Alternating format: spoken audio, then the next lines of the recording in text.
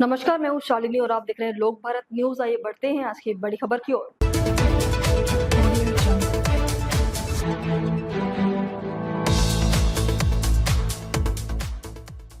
आतंक के आकाओं की कमर तोड़ने का वक्त आ गया। पहलगांव अटैक के बाद पीएम मोदी का पहला भाषण। पहलगांव आतंकी हमले पर प्रधानमंत्री नरेंद्र मोदी ने बड़ा बयान दिया है। उन्होंने आज बिहार के मधुबनी से पाकिस्तान को दो टूक शब्दों में जवाब दिया है।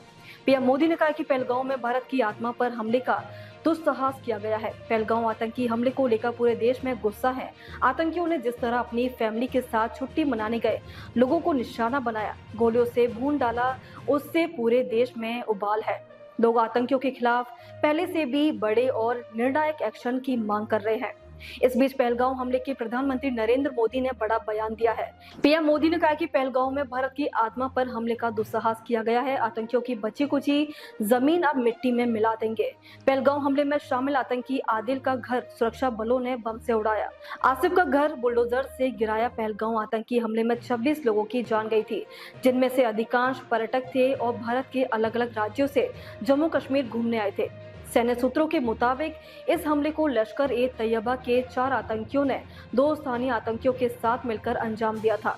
सैन्य सूत्रों के मुताबिक आदिल ने 2018 में अटारी बागा बॉर्डर के जरिए वैध तरीके से पाकिस्तान की यात्रा की थी। अपने पाकिस्तान प्रवास के दौरान उसने टेरर कैंप में ट्रेनिंग ली थी और पिछले साल जम्मू कश्मीर लौटा था। पहलगांव हमले के कुछ चश्मदीदों ने बताया कि कुछ आतंकी आपस में पश्तून भाषा में बातचीत कर रहे थे। सूत्रों ने इस बात पर जोर दिया है कि हमले में शामिल सभी आतंकवादी पाकिस्तान स्थित आतंकी संगठन लश्कर ए तैयबा के हैं। हालांकि द रेजिडेंस फ्रंट ने भी इस हमले की जिम्मेदारी ली है। उन्होंने कहा कि टीआरएफ लश्कर ए तैयबा का एक मुखौटा आतंकी संगठन है, जिसका इस्तेमाल हमले को एक स्वदेशी समूह के काम के रूप में दिखाने के लिए किया गया।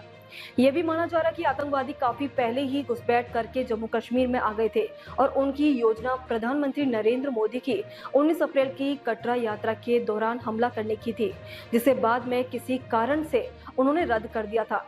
सूत्रों ने इस बात से भी इनकार किया कि यह हमला किसी खुफिया एजेंसी के अधिकारियों के समूह को निशाना बनाने के लिए किया गया था। उन्होंने कहा है कि इंटेलिजेंस ब्यूरो का एक कर्मचारी निवासी मनीष रंजन, जो हैदराबाद में तैनात थे, परिवार के साथ छुट्टी मनाने आया था और मारे गए लोगों में वह भी शामिल था। बताया जा रहा है कि आतंकवादी बेसरन घाटी के घास के मैदान में आए थे, जिसे मैगी पॉइंट या मिनी स्विट्जरलैंड के नाम से जाना जाता है। वे बॉडी कैमरा और AK-47 राइफलों से लैस थे। आतंकवादियों ने पर्यटकों से नाम पूछे और हिंदुओं को निशाना बनाया। हमले वाली जगह से बरामद किए गए कारतूस में बख्तरबंद भेदी गोलियां भी मिली है, जिन्हें स्टील बुलेट भी कहा जाता है। सूत्रों ने बताया कि आतंकवादियों ने करीब 15 मिनट तक फायरिंग की और निर्दोष लोगों का कत्लेआम किया। सैन्य सूत्रों की माने तो आतंकी समूह ऐसे हमलों को आमतौर पर 6 सदस्यों के साथ अंजाम देते हैं और ये संभव है कि पहलगांव हमले में 1 या 2 आतंकी शामिल हो जो निगरानी के लिए तैनात हो। सुरक्षा बलों ने आतंकवादियों की तलाश के लिए बड़े पैमाने पर अभियान शुरू किया है। विशेष बलों को भी तैनात किया गया है। अब तक के लिए बस इतना ही। फिर होगी आपसे मुलाकात। तब तक के लिए नमस्कार और देखते रहिए लोक भारत न्यूज।